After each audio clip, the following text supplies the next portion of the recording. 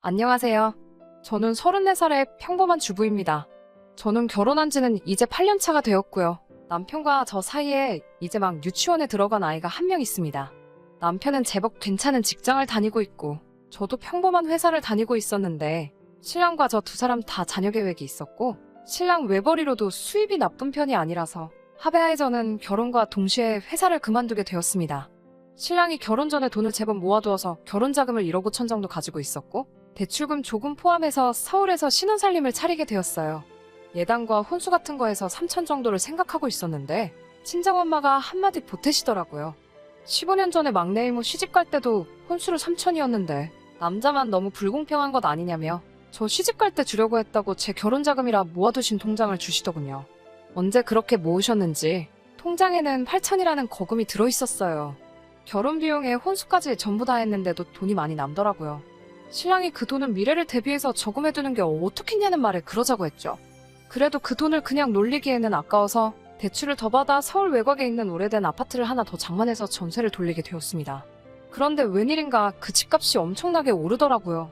아이도 무럭무럭 자라고 있고 그 아파트에 지금 사는 집까지 정리해서 학군이 괜찮은 집으로 이사가려고 계획을 세우고 있었어요. 대출도 남아있었고 전세금까지 빼줘야 했으니 전부 정리하고 나니 제 수중에 들어온 돈이 생각보다 많은 편이 아니었고 그 집값이 오른 만큼 다른 곳도 집값이 오른 상태라 당장 이사가는 건 불가능이라는 생각이 들었습니다. 덕분에 이사 계획은 당분간 하지 않기로 했어요. 그 집을 정리한 게 너무 성급했던 것 같고 좀 더 가지고 있을 거라는 후회도 남긴 하지만 이미 지나간 일 후회해서 뭐 하겠어요? 일단은 부동산으로 재미를 봤으니 수중에 들어온 목돈은 굳이 서울이 아니더라도 괜찮은 투자처가 생기면 투자할 요량으로 남겨두었습니다. 아직 직장을 다니고 있는 친구들에게 아쉽다는 듯이 이야기를 한 적이 있는데 친구들 반응이 썩 좋지는 않더라고요. 자기들이 힘들게 월급 모으는 동안 제가 편하게 돈을 벌었다는 식으로 받아들이는 것 같아서 그 뒤로는 아파트로 돈 번 이야기는 남들에게 꺼내고 있지는 않습니다. 그런데 신랑의 액수까지 전부 다 해서 얼마를 벌었다는 식으로 시가에다가 이야기를 한 적이 있었나 봐요. 큰 돈 벌고 입 닫고 있는 모습도 좋아 보이지는 않겠다는 생각이 들어서 시부모님 선물도 사고 사는 김에 신우한테도 명품 가방 한 개를 사줬어요. 물론 그 돈을 벌게 된 건 친정엄마의 도움이 더 컸기 때문에 친정에도 아쉽지 않게 현금으로 선물을 드렸지요. 계속 목돈을 놀리고 있다는 느낌이 들어서 하루는 신랑에게 말해 그 돈의 일부를 가지고 주식을 한번 공부해보고 싶다고 하니 신랑이 걱정을 하기는 했지만 제가 아니었으면 그 돈은 없는 돈이나 다름없으니 제가 하고 싶은 대로 하는 게 맞다며 한번 해보라고 하더라고요. 금액이 상당했기 때문에 연습 삼아서 그 돈의 일부만 가지고 주식을 시작했는데 제가 재능이 있는 건지 운이 좋은 건지 그래도 달마다 4, 50씩은 꾸준한 수익을 낼 수 있었어요. 여윳돈이 생겨도 추가적으로 투자를 하고 싶었기 때문에 그 돈을 딴 데다가 쓴다던가 하지는 않고 계속 모아두고 있었습니다. 부동산하고는 다르게 돈을 잃을 수도 있다는 리스크가 있으니까 저도 조금 소극적인 투자를 했어요. 그래도 수익이 날 때마다 꾸미는 데다가 돈을 조금씩은 쓰고 있었습니다. 그런다고 엄청 사치한 건 아니고 옷이나 가방 같은 거 몇 개 산 게 전부였어요. 물론 제 것만 사는 것도 아니고 남편도 브랜드 있는 좋은 옷들로 사입히고 했습니다. 아무튼 사건은 몇 달 전으로 돌아가서입니다. 말씀드렸다시피 신랑에게는 저보다 4살 아래의 여동생이 한 명 있습니다. 저는 외동이라서 그런가? 신우가 저한테 세연이 하면서 따르는 모습이 귀엽고 원체 애교도 많은 성격인지라 제 여동생이라 생각하고 잘 지내던 그런 사이였습니다. 신우는 저희가 결혼한 지 2년째 되던 해에 대학을 졸업하고 취직을 했어요. 평범한 회사에 들어갔는데 월 160 정도를 받게 되었다고 자랑하더라고요. 첫 월급하면 언니한테 한턱 쏘겠다고 한 말은 기억이 나는데 아직 그렇다 할 선물은 받아본 적은 없네요. 신우는 그 회사를 아직도 다니고 있는데 6년이나 근속했는데도 지금 받는 게 달에 200이 조금 넘는다고 알고 있습니다. 회사 다니기 시작한 지 얼마 안 되었을 때 저한테 고민 상담을 하듯이 더 좋은 직장을 찾을 거라고 이야기했는데 아직도 다니고 있는 걸 보면 신우에게는 처음부터 이직을 할 생각은 없었던 것 같아요. 아파트로 돈을 만지게 되었을 때 워낙 주변 반응이 차갑기도 했어서 제가 주식을 하고 있는 건 비밀로 하고 있었는데 어느 날 저희 집에 놀러온 신우가 제 컴퓨터를 사용하다가 제가 주식으로 돈을 벌게 된 사실을 알게 되었어요. 신우가 주식으로는 얼마나 버느냐고 묻길래 아이 간식값에 우리 외식 몇 번 할 정도밖에 안 된다고 집에서만 있기는 그래서 경험 삼아 해보고 있는 거라고 둘러댔지요. 신우는 못 믿겠다는 듯한 눈초리로 저를 쳐다봤고 제 옷장을 열더니 제가 소소하게 몇 개 사놓은 새 가방들을 보더니 아이 간식치고는 너무 명품이 많지 않느냐며 비아냥대듯이 이야기하더라고요. 요즘 오빠 입는 것만 봐도 그렇고 언니야말로 진짜 부자 아니냐면서 부러워하더라고요. 쓴웃음 지으며 주식으로 대박이 나면 신우값도 하나 챙겨준다고 하니 좋다고 방방 뛰더라고요. 대신에 제가 주식하는 건 비밀로 해달라고 했습니다. 누가 들으면 제가 큰 돈 번 줄 안다고, 돈 벌게 되면 그만큼 제가 혼자서 입술 닦고 있을 생각이 없다고 하니 자기 거 사주기로 한 거 잊지 말라고 하면서 돌아갔어요. 그런데 신우가 올해 초에 저에게 따로 전화가 와서는 급한 일이 있으니 500 정도를 빌려달라고 하더라고요. 3개월 뒤에 돈 들어올 일이 있으니 그때 꼭 갚겠다고 말하면서요. 여태껏 그런 큰 액수를 빌려달라고 한 적이 없던 신우였기도 하고 제 딴에는 정말 급한 일이 있는가 보다 하고 선뜻 그 돈을 빌려줬어요. 제가 주식으로 수익을 많이 내었다고 해도 500이란 돈은 저에게도 큰 금액이었기 때문에 선뜻 빌려줄 만한 액수는 아니었지만 오죽하면 저에게 이런 부탁을 하겠냐는 생각에 길게 물어보지 않고 신우에게 돈을 빌려줬습니다. 3개월 뒤에 그 돈을 꼭 갚겠다던 신우는 빌려간 돈을 한 번에 갚는 대신에 찔끔찔끔 조금씩 갚기 시작했어요. 적게는 10,000원에서 많게는 50,000원 정도씩? 가끔은 5,000원 단위로 주는 날도 있어서 계산이 복잡해지더라고요. 갚을 돈이 얼마나 남았는지 정리하기도 힘들고 해서 깔끔하게 한 번에 받는 게 더 낫겠다는 생각이 들어 신우에게 한 번에 주면 안 되겠냐고 부탁을 했지요. 그런데 제 입이 방정이었네요. 알겠다고, 꼭 갚겠다고 걱정하지 말라던 신우는 그때부터 연락도 뜸해졌고 돈 갚을 생각이 없는 것처럼 보이더라고요. 카톡에 올라오는 사진을 보면 여기저기 좋은데 다니면서 비싼 밥 먹으면서 즐기며 살고 있는 것 같기는 한데 돈 갚는다는 말이 통 없으니 저도 참다 못해 하루는 신우에게 언제 돈을 갚을 수 있냐고 단도직입적으로 물어봤어요. 언니가 한 번에 받기로 하자고 하지 않았냐면서 오히려 제가 보챈다는 듯이 짜증을 내길래 저에게 주기로 한 날이 이미 한참 지나서 물어본 거라고 대답했더니 언젠가 제가 주식으로 돈 좀 벌면 선물해주겠다던 거 안 받을 테니 좀 더 기한을 달라고 그러더라고요. 사실 그때쯤에는 손해를 보고 있는 상황인데다가 그런 식의 대답을 들으니 저도 가만히 있을 수가 없더라고요. 땅 파서 나오는 돈도 아니고 저도 나름 고생하면서 힘들게 벌고 있는 돈이라고요. 계속해서 쏘아붙이니 신우가 아무 말도 못하고 있더군요. 언제 갚는다는 대답은 결국 듣지 못하고 전화를 끊었습니다. 그러고 며칠 뒤 신우가 저 좀 잠깐 볼 수 있겠냐고 묻는 말에 돈을 갚으려나 보다 해서 약속 장소로 나갔어요. 그런데 신우는 그 상황에 저에게 500을 더 빌려줄 수 있냐고 물어보더라고요. 눈에는 눈물이 그렁그렁해서 자기가 지금 어디에 돈을 묶어놓은 게 있는데 꼭 지금 돈이 필요해서 그러는 거고 묶여있는 돈은 조금만 있으면 찾을 수 있으니 그때 전에 빌렸던 것까지 한 번에 갚겠다고요. 신우가 울면서 부탁을 하니 조금 그렇기도 하고 혹시나 신우에게 다른 사람한테는 말하지 못할 무슨 일이 생긴 건가 하는 걱정도 들어서 빌려주겠노라 했습니다. 신랑에게는 무슨 일이 있어도 말하지 말아달라고 하더라고요. 시어머니도 그렇고 신랑한테도 그렇고 가족들한테 괜히 걱정 끼치고 싶지 않다고 꼭 좀 부탁한다는 말에 저도 신우가 제가 주식으로 돈을 벌고 있는 걸 함구해주고 있었으니 알겠다고 했습니다. 그래도 이번에는 확실하게 하는 게 좋겠다고 생각해서 사용증 하나 써놓고 돈을 빌려줬습니다. 저한테는 평소에 여동생같이 생각했던 신우이기도 하고 남편의 가족이기도 하니까요. 제 돈을 안 갚은 건 얄미웠지만 항상 씩씩하고 애교 많던 신우가 제 앞에서 처음 그렇게 눈물을 보이면서 우는데 외면을 못하겠더라고요. 제가 또 실수를 저질렀다는 걸 깨닫게 된 건 그날로부터 며칠도 지나지 않아서였습니다. 신우가 인터넷에 버젓이 새로 산 거라며 명품 가방을 자랑이라도 하듯이 사진을 찍어서 올려놨더라고요. 대체 어디에 무슨 돈을 묶어놓았는지는 모르겠지만 제 돈을 갚아도 모자랄 판에 100만 원이 넘는 가방을 사재끼는 신우에게 더 이상의 여지도 주어선 안 되겠다는 생각이 들었어요. 그날 저녁 신랑에게 이 사실을 말했어요. 신랑은 그게 진짜냐며 깜짝 놀라더라고요. 신우는 최근에도 몇 번이나 남편에게 따로 연락을 해서 돈을 빌려간 적이 있다고요. 얼마 전에 신랑도 신우에게 500을 빌려줬고 그런데 그것도 모자라서 저에게 돈까지 빌려갔다는 사실에 엄청 놀라더라고요. 신랑은 한숨을 푹 쉬면서 자기가 한번 이야기해보겠다 말했습니다. 어느 날 신랑에게서 어디 카페로 나오란 연락을 받아서 그쪽으로 향했는데 거기엔 신우와 신랑이 이미 같이 있더라고요. 신우는 제가 올 것이라고는 예상을 못했는지 저의 등장에 약간 벙쪄있는 표정이었어요. 제가 도착하자마자 신랑은 신우에게 바로 돈 이야기를 꺼냈습니다. 듣자 하니 그날도 신우가 남편에게 용돈을 달라며 불러낸 상황이었고요.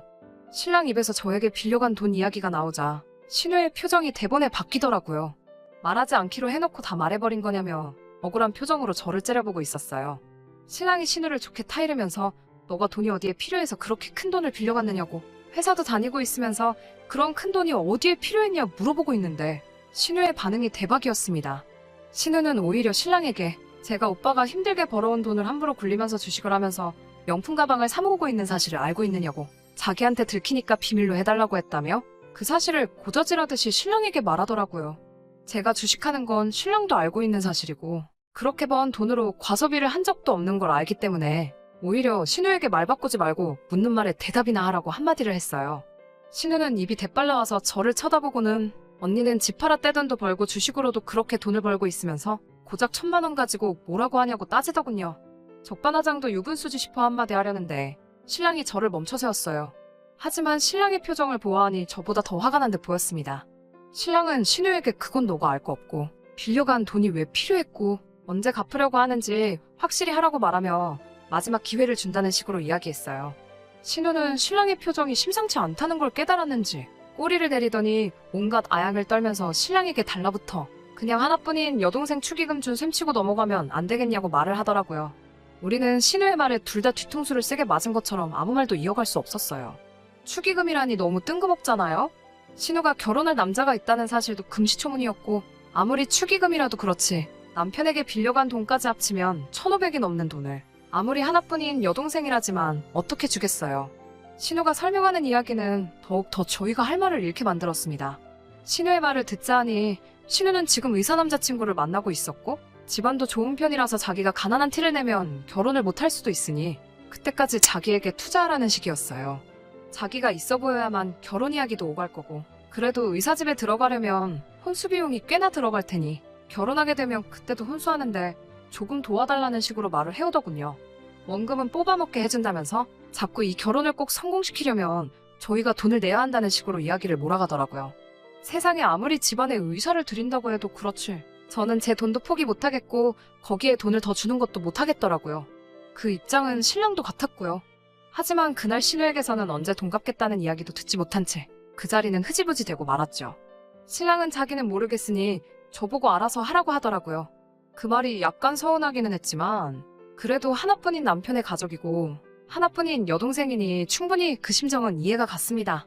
하지만 제가 이해하는 건 제 신랑이지 신우가 아니잖아요? 어렵게 수소문해서 신우 모르게 신우와 만나고 있다는 의사 남자친구가 일하는 병원을 찾았어요. 양해를 구하고 신우의 남자친구와 잠깐 카페에서 만나게 되었습니다. 신우의 새언니라 저를 소개하고 단도직입적으로 본론부터 들어갔어요. 어떻게 설명해야 할지 어려워서 그냥 결혼 준비가 잘 돼가시냐는 듯이 물었는데 신우의 남자친구는 대번에 결혼 준비라니 그게 무슨 소리냐는 듯한 반응을 보이더라고요. 상황을 보아하니 남자는 결혼할 생각은 없어 보였어요. 그건 신우의 일방적인 생각이었던 것 같고 의사 남자친구는 연애를 한다고 무조건 결혼을 하는 건 아니지 않느냐 하는 식으로 반응했습니다. 그 말이 오히려 안심이 되더라고요. 저는 신우의 남자친구에게 신우가 혼수 비용이며 뭐며 돈 들어갈고 투성이라고 저한테 빌려간 돈이 1,000만 원이 넘는다는 이야기를 꺼냈어요. 그는 먼저 들었던 말보다 더 놀라면서 그럴 리가 없다며 그때는 신우 편을 들더라고요. 그가 알기론 신우의 집이 좀 사는 편이고 제 신랑이 부동산으로 수입이 엄청 많아서 신우가 몇 번이나 자기한테 결혼하게 되면 온 가족이 돈을 모아서 병원을 차려준다는 말을 한 적은 있다고 하더라고요. 자기는 별로 결혼 생각이 없어서 그러려니 했는데 저에게 빌려간 돈 이야기를 들으니 마치 신우가 그에게 해온 말들이 사실인지 확인하고 싶었던 것처럼 이것저것 신우가 그에게 해주기로 했던 것들 이야기를 전부 해주더군요. 그래서 저는 그의 앞에 신우가 쓴 차용증을 들이밀면서 두 사람이 나눈 이야기는 저는 잘 모르겠고 혹시나 신우와 정말 결혼을 하게 되더라도 저한테 갚을 빚이 있다는 내용을 확실하게 전해줬죠. 그 사람은 한숨을 푹 쉬더니 아무튼 알겠다고 연락을 드리겠다고 말하고 헤어지게 되었습니다. 그날 저녁이 되어서 우리 집에는 한바탕 난리가 났어요. 신우가 시어머니와 동반해서 우리 집으로 쳐들어온 것이죠. 신우는 다짜고짜 저한테 언니가 괜히 입방정 떨어서 파혼하게 생겼다고 난리부르스를 떨더라고요. 시어머니도 옆에서 한마디 보태면서 저보고 아주 돈에 환장한 뭐라고 부르면서 그깟 돈 몇 푼 때문에 신우 앞길 망쳐놓으니까 기분이 좋냐고 하면서 소리를 치고 계셨고요. 한참 실랑이를 하고 있으니 제 연락을 받고 급하게 퇴근한 신랑이 헐레벌떡 들어왔습니다. 신랑은 분위기 파악도 하지 않고 대번에 제 편을 들어줬어요. 시어머니는 다시 제가 돈 몇 푼에 신우 혼사기를 뒤집어버렸다고 애초에 저 같은 걸 이 집에 들이는 게 아니었다면서 아파트로 돈 벌고 주식으로 돈 벌면서 시댁에 돈 한 푼 쓰기 싫어서 숨기고만 있는 걸 며느리라고 데리고 있었다며 역정을 내고 계셨는데 신랑이 거기다가 대고 대번에 시어머니께 한 소리 하더군요. 시어머니께는 자기가 생활비도 넉넉히 보내드리고 있는데 제가 버는 돈이 얼마나 된다고 그걸 탐을 내시냐고 한마디 했어요. 그리고 나서는 그동안 자기가 생활비 명목으로 보낸 돈이 얼만데 신우 결혼 자금이라고 따로 모아둔 게 하나도 없는 게 말이나 되냐고 한마디를 하더군요. 이어서 신랑은 신우한테도 쓴소리를 했어요. 아무리 박봉인 직장에 다녀도 그렇지 너도 7년 동안 월급 받고 살았는데 그깟 돈 1,000만 원이 없어서 새언니 돈으로 시집갈 생각을 하냐고. 너가 지금 제정신이냐고. 진짜 30살 처먹은 어른이 맞냐고 한마디 쏘아붙였습니다. 네 돈 모으기는 힘들고 우리는 돈 모으기 쉬워서 모았냐고. 앞으로 두 사람 다 자기한테서 생활비던 용돈이던 그 어떤 것도 받을 생각 추호도 하지 말라고 하고 할 이야기 더는 없으니 이제 우리 집에서 그만 나가달라고 크게 소리 한번 지르고 나서는 문을 쾅 닫고 방 안으로 들어가 버렸습니다. 생전 신랑이 화내는 모습을 본 적이 없는 두 사람은 그 자리에 돌처럼 굳어 아무 말도 못하고 가만히 신랑 들어간 문 쪽만 바라보더라고요. 신우는 그렇다 쳐도 시어머니께는 제가 한마디 했습니다. 시어머니께 신우가 만나던 그 사람은 신우랑 결혼 생각도 없었다고요. 제가 그 사람한테 다른 말 한 것도 아니고 신우가 결혼한다고 제게 빌려간 돈이 있다는 말만 했을 뿐인데 그 사람이 정말 신우랑 결혼할 생각이 있었다면 그렇게 돈 잘 번다는 의사 양반이 고작 돈 1,000만 원 가지고 신우한테 헤어지자고 했겠냐고 말했죠. 그리고 신우가 시댁돈으로 그 남자 병원 하나 차려주기로 했다고 하던데 병원은 대체 무슨 돈으로 어떻게 차려주실 거냐고 물어봤습니다. 저희 전 재산을 다 합쳐도 택도 없는 돈인데 설령 진짜 결혼을 하게 된다고 한들 저희는 거기에 돈 한 푼도 보탤 생각이 없다고 말했죠. 시어머니는 제 말을 몰랐던 사실을 알게 된 건지 아무 말도 하지 못했고 아무것도 못하고 그 자리에서 엉엉 울고 있는 신우를 데리고 집으로 돌아가셨습니다. 한바탕 집이 뒤집어지고 나니 모두가 떠나간 그 고요함이 아까까지의 소동이 진짜 있었던 일인가 싶고 잔잔하기가 이루 말할 데가 없더라고요. 10년 묵은 채증이 내려간 듯 너무 후련했습니다. 방으로 들어가니 신랑은 저한테 미안하다 사과를 해왔습니다. 자기가 잘못한 것도 아닌데 왜 저한테 사과를 하냐고. 저는 괜찮다고 했어요. 신랑은 어떻게든 신우가 빌려간 돈은 자기가 찾아올 테니 걱정하지 말라고 하더라고요. 그 이후로 신우는 아직도 삐친 게 풀리지 않았는지 별다른 연락도 없지만 시어머니만큼은 반응이 다르시네요. 평생 저에게 먼저 전화 한번 해주신 적이 없는 분이 연락도 먼저 하시고 집으로 눈에 좋다는 한약도 지어서 보내주시고 아주 돌아서버린 아들의 마음을 돌리려고 평소에 한 번도 보지 않던 제 눈치를 보시며 안간힘을 쓰시면서 노력 중이십니다. 하지만 진짜 목표했던 학군 좋은 동네로 이사갈 때까지는 조금 치사할 수도 있지만 신랑이 말한 대로 당분간 시댁에 그 어떠한 금전적인 지원을 하지 않을 계획입니다. 이미 저는 시댁에 돈에 환장한 모 같은 게 돼 있는 것 같으니 진짜 그렇게 한번 살아보려고 해요.